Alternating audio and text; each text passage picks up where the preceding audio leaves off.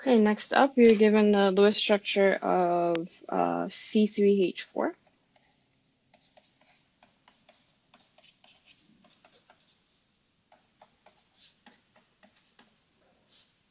And we are told to match the words in the left column to fill in the blanks that describe the bonding and geometry of C3H4 using the valence approach. Okay, so now let's go ahead and describe all of that, and then we'll get back to filling it in. Let's first label our carbons, and then figure out our individual hybridizations so that we can figure out our Vesper plus our general hybridization. Okay, so C1 has 3 terminal groups and no lone pairs. So it is going to be sp2 hybridized, and it is going to be trigonal planar. C2 only has 2 terminal groups, again with no lone pairs. So this one is going to be sp hybridized, and it is going to be linear. C3 is going to look exactly like C1, and it will have 3 terminal groups with no lone pairs. And so again, sp2 hybridized and trigonal planar.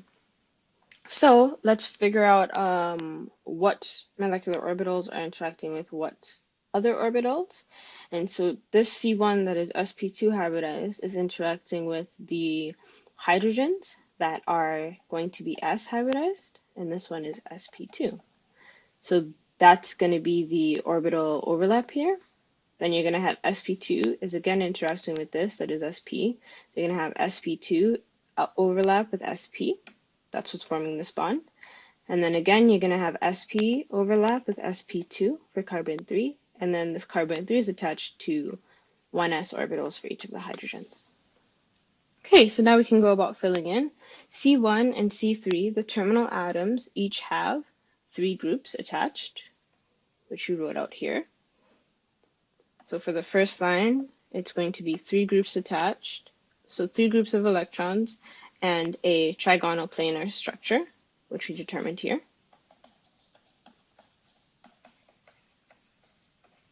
With sp2 hybridization, we also determined that here. Next up, we are told C2, the central atom, has 2 groups attached, which we determined here, and a linear structure, we also determined that above, with sp hybridization. The next line, according to valence bond theory, the pi bonds are formed by the sideways overlap of, that's going to be p orbitals. And that just goes back to the formation of these molecular orbitals. We have that the p that is on axis when it overlaps, which is typically the z-axis, is what will form our initial sigma contact. And then the p's that are off axis, so perpendicular to the z-axis. So in both the y and x-axis is where you got pi.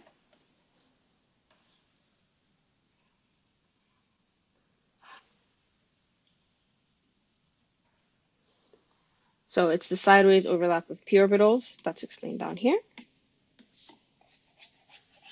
And then lastly, for our fourth line here, we have the remaining dash orbitals on C2 are oriented dash to each other. So we've determined that these additional bonds, which are called pi bonds, are formed by this the perpendicular overlap of p. And so the remaining pi orbitals on C2 are oriented perpendicular to each other. Therefore, pi bonds formed between C1 and C2 and between C2 and C3 must also be perpendicular to each other. And that's going to be your final answer.